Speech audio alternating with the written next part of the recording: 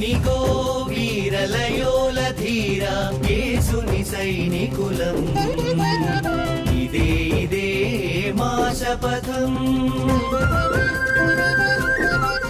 అందరికీ స్వాగతం. ఈరోజు పునీత ఇగ్నేషియస్ నవదిన సందేశాలలో భాగంగా ఈ ముఖాముఖి కార్యక్రమానికి మన మధ్య ఫాదర్ మాథ్యూ నీరకల్ గారు ఉన్నారు. ఫాదర్ మాథ్యూ జేసు సభ గురువుగా 25 సంవత్సరాల పాటు విచారణలలో పనిచేసి ఆయన పనిచేసిన ప్రతి విచారణలో కూడా ఆధ్యాత్మికమైన జాగృతిని కలిగించారు. వారి వ్యక్తిగత జీవితంలో ఎంతో అంకిత భావంతో పనిచేసి అహర్నిశలు శ్రమించి ఒక ఆదర్శమైన గురువుగా ఉండి ప్రజలను ముందుండి నడిపించి ఎంతో భక్తి మార్గంలో వారిని నడిపించడం జరిగింది. ఫాదర్తో వారి యొక్క వ్యక్తిగతమైన అనుభవాలను ఈరోజు మనం పంచుకుందాం. Good morning father. Good morning Matthew. మీ జీవితంలో ముఖ్యంగా ఈ 25 సంవత్సరాల జీవితంలో ప్రజలను మీరు చాలా ఆధ్యాత్మికమైన మార్గంలో నడిపించారు. ప్రజలను చాలా చైతన్యవంతమైన భక్తి మార్గంలో నడిపించారు. దాని గురించి మీ భావాలను పంచుకుంటారా? Thank you Ravi for inviting me. నా జీవితంలో నేను జేసభలో చేరటానికి ఒక కారణం ఉంది. నేను పీజీ ఎంఏ అయిపోయిన తర్వాత నా అక్క 13లో 4వ అక్క క్యాన్సర్ వ్యాధి వచ్చి ఇంట్లోనే ఉన్నారు. 7 నెలలు బోన్ మ్యారో క్యాన్సర్ వచ్చి ఆమె యొక్క బాధలు వేదనలు నేను చూశాను. జీవితం ఇదైతే పెళ్ళి అయి 3 పిల్లల్ని కానీ బాధలు వేదనలు అనుభవించి మరణించటం ఉండే జీవితం జీవిస్తే అర్థవంతంగా జీవించాలనే ఉద్దేశంతోనే జేసభలో చేరటం నేను ఆలోచించటం ప్రారంభించాను. జేసభ చేరటానికి కారణం నాకు జేసభతో ఒక సంబంధం ఉండదు. ఒక ఇటాలియన్ ప్రీస్ట్ అక్కడ వచ్చేవారు, అందుకు జేసభలో చేరాను. జేసభ చేరిన తర్వాత నా ఉద్దేశం నేను ఏనాడు విచారణ గురువుగా విచారణ గురువుగా మారాలంటే నేను డైసెస్లో చేరేవాడు. కానీ దేవుడు నన్ను ఇక్కడికి తీసుకొచ్చారని దృఢమైన అజంజలమైన విశ్వాసం ఉంది. నన్ను మార్చిదిద్దిన ఒక వచనం లూకా శుభవార్త 12వ అధ్యాయం 31వ వచనం. మొట్టమొదటిగా ఆయన రాజ్యము నీతి వెతకుడు మిగతా మీకు సమకూర్చబడు. ఇదే నేను జనానికి కూడా నేర్పించేది. ఈ లోక వస్తువుల కోసం మీరు ప్రాగలాడు, దేవుని యొక్క రాజ్యం వెతకండి, దేవుని యొక్క నీతి వెతకండి. నేను మొట్టమొదటిగా కరీంనగర్లో శాంతినగర్ విచారణలో నియమింపబడ్డాను.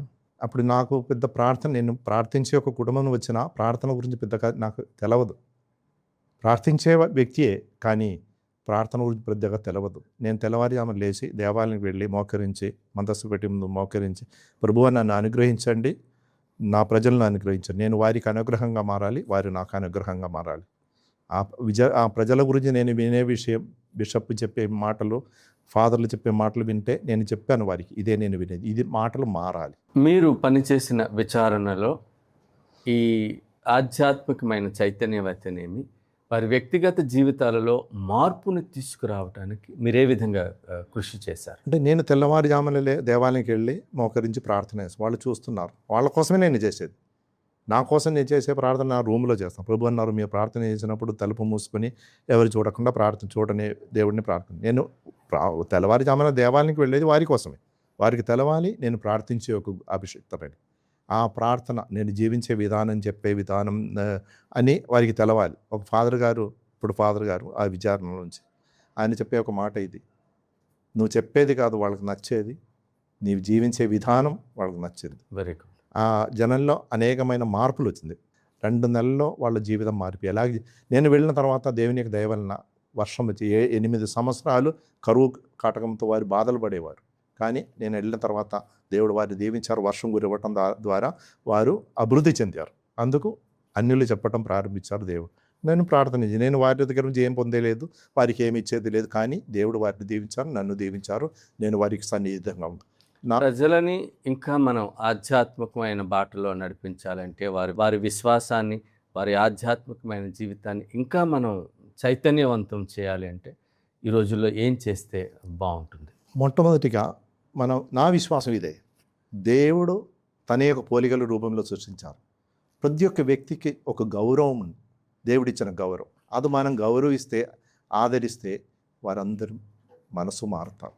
మనం ఏ వ్యక్తి అయినా, చెడ్డ వ్యక్తి అయినా మంచి వ్యక్తి అయినా, నేను ఇంతకుముందు చెప్పాను, నాకు 2 వర్గమే ఉంది, ఉన్నవాడు లేనివాడు. ధనవంతుడు ఉన్నవాడు లేనివాడు, మంచివాడు చెడ్డవాడు. ప్రతి ఒక్క వ్యక్తిలో మంచిదనం ఉంది, చెడ్డ. ఈ హార్డ్ కోర్ క్రిమినల్లో కూడా మంచి వ్యక్తి ఉన్నారు. అది మనం ఆ మంచి వ్యక్తిని బయటకు తీయటం, సహాయం చేయాలి. ఆ వ్యక్తిని దేవుని ధరించారు, ఎవరిని దూషించరు. వారి యొక్క ఆ గౌరవాన్ని గౌరవిస్తూ ఔన్నత్యాన్ని గుర్తు చేస్తూ జీవించడం నడిపిస్తుంది. ఈ ఆధ్యాత్మికమైన సేవలో మీరు ఎదుర్కొన్న కష్టాలు, ఏ విధమైన సవాళ్ళను మీరు ఎదుర్కొన్నారు? నా స్వభావం ఇది. నేను పరస్యంగా చెప్తున్నాను, నేను తిననేను. అది చాలామందికి నచ్చదు. అంటే మీరు చాలా సిన్సియర్గా, అంటే యథార్థంగా ఉన్నట్టుగా చెప్తాను. అది చాలామందికి బాధాకరమైన విషయమే. అయినా నేను బాధపడను. నేను చిరునవ్వు నవ్వి వెళ్ళిపోతాను. అది సాధ్యం కాదు. నేను ప్రజలకు నేర్పించేది అదే. ఎవరైనా ఏదని చెప్పినా నీవెందుకు బాధపడాలి? నీకు తెలుసు నువ్వెవరని. నువ్వు వేరే వాడు చెప్పినందువల్ల నువ్వు మారరు కదా. కాబట్టి విని విడిచిపెట్టు చిరునవ్వుతో అతన్ని ఆశీర్వది. నేను ఎవరిని దూషించను, ఎవరిని శపించను. అది జనానికి కూడా తెలుసు, నేను ఎవరిని శపించను. అందరినీ దీవిస్తాను. దీవించటానికే అభిషేకం పొందేది. గొప్ప విషయం ఇది. ఫాదర్ మాథ్యూ, మీరు జేసు సభ గురువుగా ఎన్నో సంవత్సరాలు ఈ పునీత ఇగ్నేషియస్ గారి జీవితం గురించి ధ్యానించారు, ఇతరులకు కూడా బోధించారు.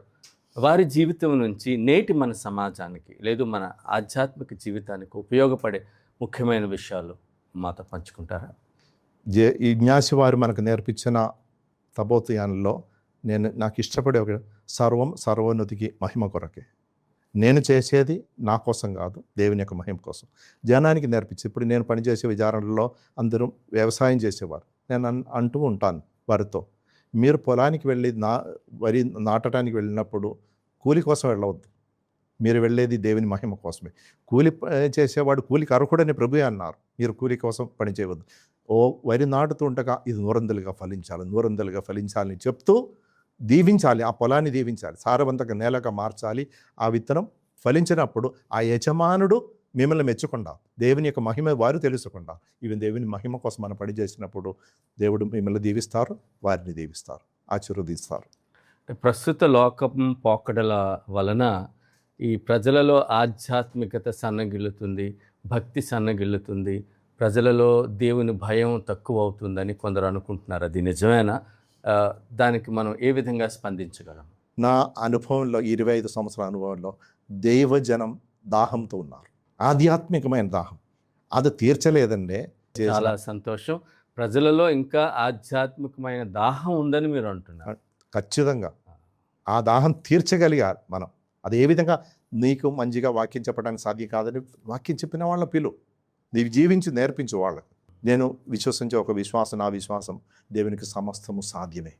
ఉదాహరణకి నేను ఒక గుడి కట్టినప్పుడు మా ప్రొవిన్షియల్ ఫాదర్ అడిగారు, దీని బడ్జెట్ ఎంత? నేను చెప్పాను, నా బడ్జెట్ దేవుడే, ఆయన ఉన్నవాడు, నేను లేనివాడు. గ్రేట్. దేవుడు నడిపించాడు. ఇప్పుడు ఈ గుట్లవెల్లేరు దేవాలయం కడుతున్నాం. నేను చెప్పేది, గుట్లవెల్లేరు దేవాలయం కూడా దేవుడే కట్టేది, నేను కాదు.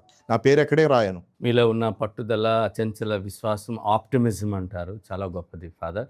చివరిగా ఇగ్నేషియస్ గారి ఈ ఉత్సవాన్ని పురస్కరించుకొని మీరు అందించే సందేశం. ఈ ఆడంబరాలు, కోలాహలాలు నాకు అవసరం, కానీ అది అధికం కాకూడదు. నేను అలాగే జీవించేవి. నా ఆర్డినేషన్ మధ్యాహ్నం 2 గంటలకు పెట్టాను. పరిమితికి మించి మరీ ఎక్కువగా ఆడంబరం చేసి అందరూ ఆడంబరం మీదే దృష్టి పెడతారు.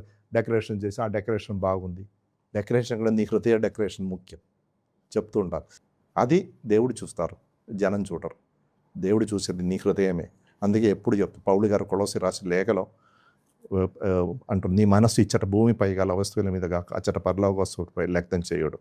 నేను ఇంకొక విశ్వాసం ఉంది, నేను లేకుండా మీరు ఏది సాధించలేరు. యోహాను శుభవార్త 15వ వచనం. ఆయన లేకుండా ఏది మనం సాధించే. ఎంత గొప్ప నీ బుద్ధి ఉన్నా, జ్ఞానం ఉన్నా, వివేకం ఉన్నా, సామర్థ్యం ఉన్నా, దేవుడు లేకుండా ఏది సాధించలేదు. దేవునిపైన ఆధారపడటం, అదే నేను జనానికి నేర్పించేది. ఇగ్నాసి వారు నేర్పించేది దేవునిపైన ఆధారపడటం, దేవుని మహిమ కోసం జీవించడం. Thank you father Matthew. మీ భక్తికి, మీ విశ్వాసానికి, మీ ఆదర్శానికి ముగ్ధులైన విశ్వాసులు, క్రైస్తవులు ఎందరో నాకు తెలుసు.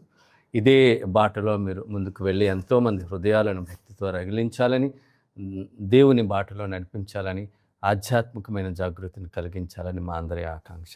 Thank you very much. Thank you.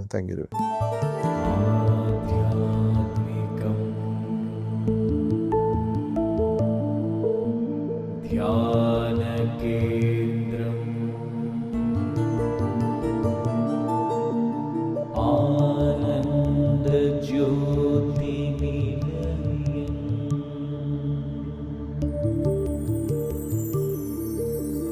ఆ